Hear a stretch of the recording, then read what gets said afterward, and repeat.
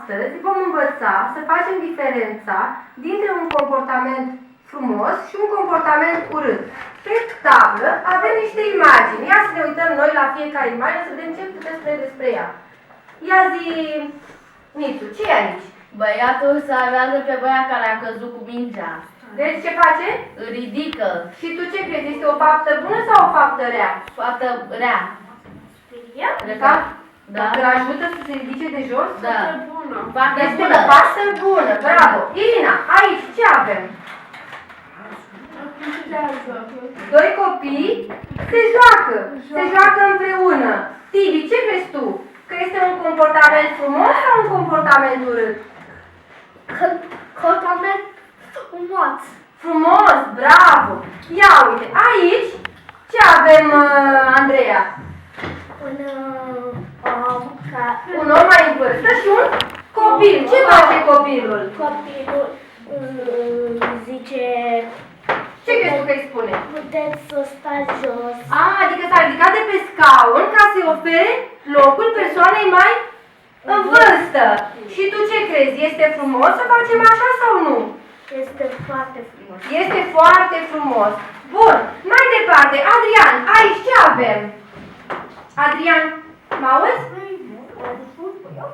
Ce avem aici? O bătrânică, da? O bunicuță care ce face?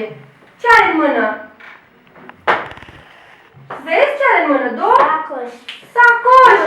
Și băiețelul ce crezi că a făcut? Ajută. O ajută pe bunica, da? Să-i fie mai ușor. Ce zice Adrian? Este un comportament frumos sau urât? Frumos.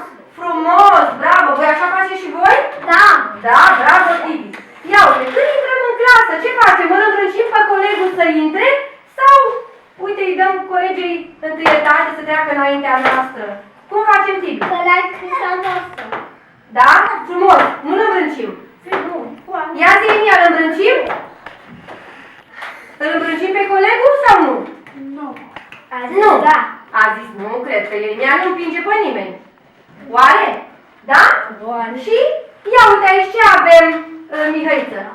Băiatul îi aduce la mama. Flori mamei. Da, bravo. Îi aducem flori mamei. Este oare frumos să oferim flori doamnelor? Da. Frumos. Da, este un comportament frumos. Bravo, foarte bine. Bun, ce facem noi pe holuri când ne întâlnim cu domnii profesori? Îi salutăm, le spunem bună ziua, bravo! Salutăm. Îi salutăm. Andreea, dar după ce mâncăm cornul și iaurțelul sau laptele, ce facem noi cu hârtiuțele? Le aruncăm pe jos, pe hol? La cu noi. Dar dacă le aruncăm pe jos, ce fel de comportament este? E urât. Urât, bravo, Tibi, este urât. Deci, Adrian, ce trebuie să facem? Să aruncăm hârtiile pe jos sau la coșul de gunoi? La coșul de gunoi. Adrian, ia spune tu, unde aruncăm hârtiile? Cum este frumos să aruncăm hârtiile pe jos, pe hol? Da? Așa e frumos? Ia Irina, tu! Cum este frumos? Și uite, Adrian a spus că trebuie să aruncăm hârtiile pe jos. E frumos? Nu e urât. Este un comportament urât, Adrian. Deci unde trebuie să le aruncăm? Ia spune. La gunoi. La gunoi. Foarte bine. Bravo, copii. Bun. Acum, o să vă dau la fiecare câte o fișă. Să-mi spuneți ce vedeți pe ea. Uite, ție, Irina, dar una cea mai frumoasă.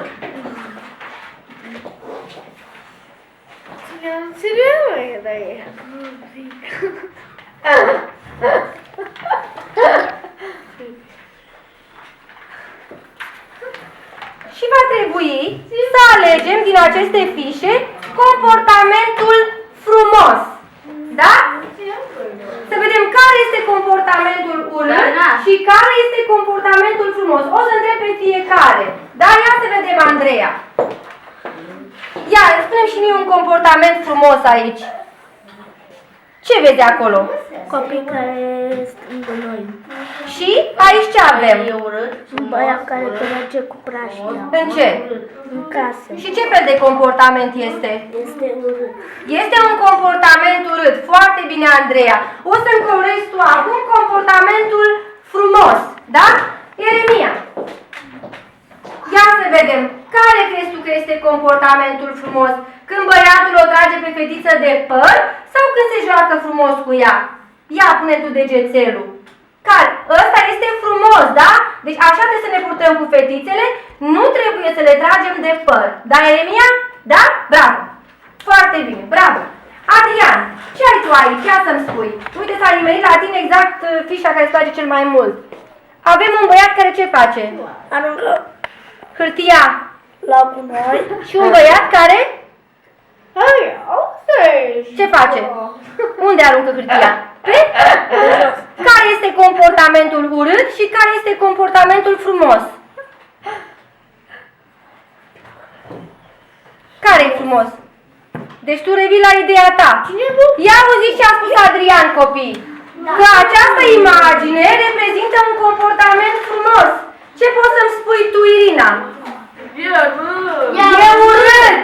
Deci, încă o dată, ce trebuie să facem, Adrian, cu hârtiile? Le aruncăm pe jos sau la coș? La coș. Adrian, unde aruncăm hârtiile? La gunoi. La gunoi. La gunoi. Și atunci, care este comportamentul frumos? Așa. O să-mi colorez comportamentul frumos, Adrian. Mihaiță, ia să-mi spui și mie aici unde vezi un comportament urât. Asta.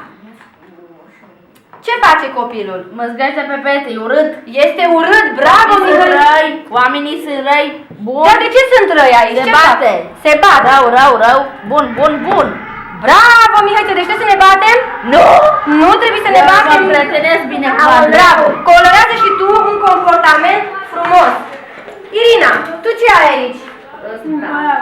Ce face băiatul? Toată jos. Și e frumos? Nu e urât. E urât. Și aici? Frumos. Ce face? Am că la coș. Băiatul aruncă hârtia la coș. Ia să vedem, Tibi. Spune-mi și mie de aici, arată-mi un comportament urât. Ce fac copiii? Se bat. Noi ne batem? Ei. Dar trebuie să ne batem, să nu ne batem între noi sau să nu ne batem de obicei? Să ne batem obicei. Deci nu trebuie să ne batem niciodată. Deci comportamentul urât Da. este când copiii se bat, da? Da. Eu nu mă bag cu Ștefan, mă joc frumos cu el. Da, deci nu Da. Colorez. O să colorăm comportamentul frumos. Colorez lucruri care e bun. Uite, Hai, să vedem cine termină primul. casa. Da, frumos, Mihăiță, fără să depășim. Da? Deci colorăm comportamentul frumos. Bravo. Ce vreți voi? Ia să vedem Eremia. Haideți să tăiem comportamentul urât cu o liniuță. Ia, tăiem cu o linie. Comportamentul urât. Deci băiatul trage fata de păr. Nu e frumos, taie cu o linie, da? Hai, singur. Hai, bravo Eremia. Aici ce face fetița? Aruncă hârtia pe jos. Nu e frumos. Tăiem. Bravo. Și aici copilul caută în cutia cu jucării și nu le așează. Este un comportament urât. Nu face niciodată așa. Da, Eremia? Foarte bine. Bravo. Bravo. Bravo. Foarte bine, Eremia. Ia să vedem, Adriana, ai terminat? Hai să terminăm.